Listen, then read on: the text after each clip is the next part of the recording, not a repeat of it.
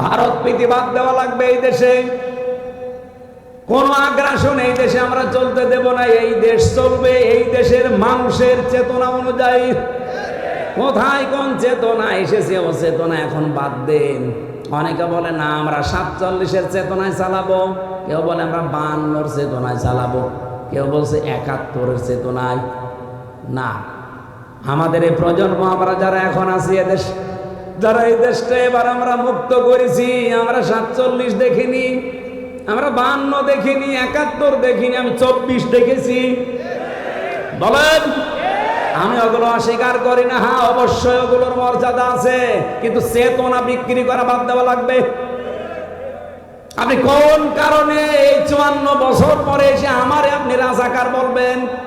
আমার তো জন্মই হয়েছে 92 সালে। এই কথা বলেন না কেন?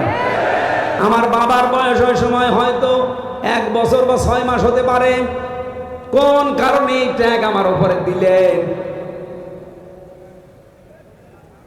অথচ যারা এই ট্যাগগুলো এখনো পর্যন্ত দিতে চায়, আপনি খোঁজ করে দেখেন, তাদের দলের ভেতরে রাজাকারের সংখ্যা 1040 জন। আর যাদেরকে এই ট্যাগ দেওয়া হয় তাদের নামে মাত্র 37 জন, তাও 11 জন ফাঁসি হয়ে গেছে।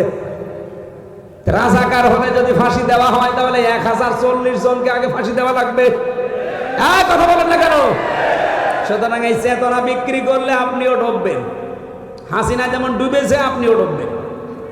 আর হাসিনাকে হযরত বলেছিল এখানকার কোন আল্লাহর ওলি জানো? কোথায় সে ওলি? কত বড় জাহেল! এরকম